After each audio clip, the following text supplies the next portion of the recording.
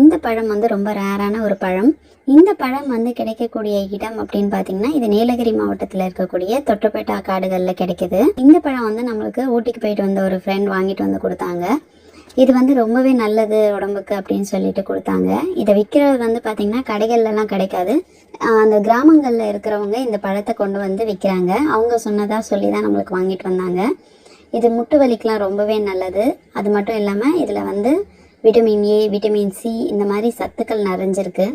பொதுவாகவே காடுகளில் கிடைக்கக்கூடிய பழம் அப்படின்னும் பொழுது இது வந்து ரொம்ப ஆர்கானிக் முறையாக எந்த ஒரு பூச்சிக்கொல்லியும் எதுவும் இல்லாமல் சுத்தமானதாக நம்மளுக்கு கிடைக்கும்.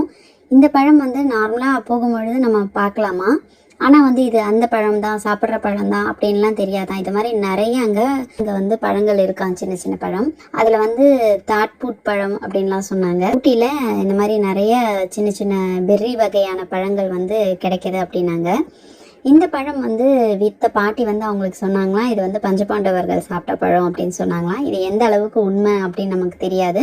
ஆனால் இதில் வந்து விட்டமின் ஏ, விட்டமின் சி போன்ற சத்துக்கள் இருக்கு. இதை சாப்பிடும் பொழுது வந்து பார்த்தீங்கன்னா டேஸ்ட் வந்து நம்ம கொய்யாக்கா இருக்கு இல்லையா, அந்த கொய்யாக்கா சாப்பிட்ற மாதிரி இருக்கு. ஒரு சில பழங்களில் வந்து துவர்ப்பு தன்மை இருக்கு, ஒரு சில பழங்கள் வந்து நார்மலாக கொய்யாக்கா சாப்பிட்ற மாதிரியே இருக்கு. கொய்யாக்காவை எப்படி நம்ம கட் பண்ணால் உள்ள கொட்டை இருக்குமோ அதே மாதிரி இதில் அந்த சின்ன சின்ன கொட்டைகளும் இருக்கு.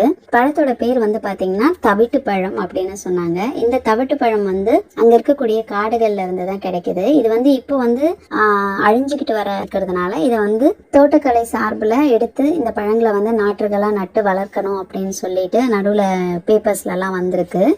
இப்போ வந்து இந்த பழங்களை நம்ம வாங்கி சாப்பிடும் பொழுது 1-2 பழங்கள் நம்ம வந்து தூக்கி போடுறது கூட அங்க இருக்கக்கூடிய செடிகள் வளர்றதுக்கு வாய்ப்பு இருக்கு. அது மட்டும் இல்லாம இந்த பழங்களை நம்பிதான் வந்து காடுகள்ல இருக்கக்கூடிய பறவைகள், அதுக்கப்புறம் வந்து குரங்குகள் இதெல்லாம் இருக்கு. இந்த மாதிரி அதுங்க இயற்கையா எடுத்து சாப்பிட்ற பழங்கள் தான் இதெல்லாம். அவங்க சாப்பிட்டுட்டு பறவைகள் போடுற எச்சத்துல அங்கங்க வந்து இந்த செடிகள்லாம் வந்து ரொம்ப வந்து ஈஸியா முளைச்சிடும். காடுகளுடைய பாதுகாப்பே பார்த்தீங்கன்னா இந்த மாதிரி இயற்கையா விளையக்கூடிய பழங்கள் தான். இந்த பழங்களை நம்ம வந்து போகும்பொழுது கண்டிப்பாக வாங்கி சாப்பிடும் பொழுது ஒரு 2-3 பழத்தை வந்து அங்கங்கே போட்டு வரலாம். அது கூட வந்து நாளை பின்ன செடிகளாக முளைக்க வாய்ப்பு இருக்குது.